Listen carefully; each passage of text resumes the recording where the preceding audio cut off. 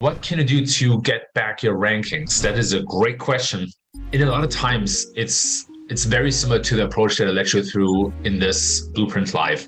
You want to see what ranks have you lost, what page types have lost ranks, who gained instead of you, so what other sites or competitors have gained instead of you, and then basically do a diff on diff analysis to see what are the difference between that competitor and your site, what are they doing better. And as a fifth recommendation, you want to use the opportunity to reassess and reevaluate your content and the technical health of your site. So do you have a lot of 4.4s or sub 4.4s? Do you have a lot of pages that are that are crawled but not indexed, or discovered and not indexed?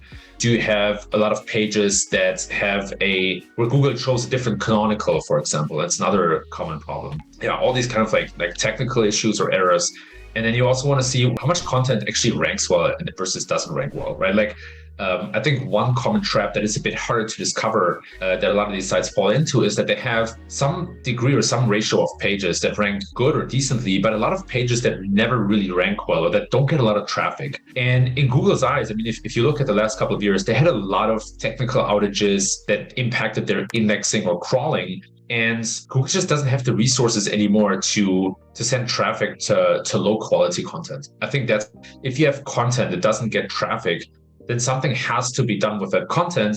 And I see a lot of sites that have been impacted negatively by past core algorithm updates. They don't have a plan for a lot of the pages or a lot of the content that they have on their site. So if you ask me how to get back your rankings, it starts with analysis and really understanding what happened to, of course, taking action to reverse the trend or change the situation, and then waiting until the next core update. As weird as it sounds, and Google actually confirmed that in the helpful content guidelines, it might take until next core update for your site to regain traffic. So it might take 4 to 6 months.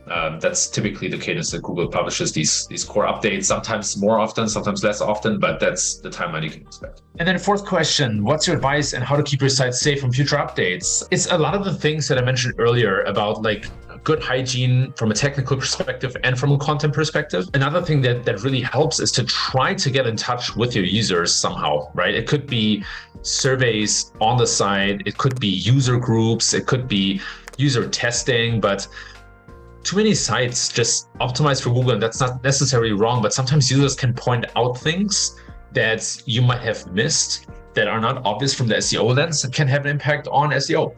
Things like font size too small or hard to read content that can literally lead to a bounce and people just going to another site, and that can be a negative signal to Google. Again, I want to be careful with saying bounce rate is a ranking signal and all that kind of stuff, but I'm pretty bullish that pogo sticking, or basically people going to your site and then going back to the search results and picking a different site and then not searching any longer, that is a huge signal to Google. I'm very convinced of that. I'm pro in the camp of SEOs that think that matters, and user testing or talking to actual users can really help you find these things that are not going well. Another thing, of course, as I mentioned, hygiene, content hygiene, technical hygiene matters a lot. Looking at links and comparing your link profile to your competitors also matters a lot. Sometimes it doesn't even have to be that you lose from an update. Sometimes other sites just gain more, or they're being rewarded for something, right? And it's tricky for us to dissect that.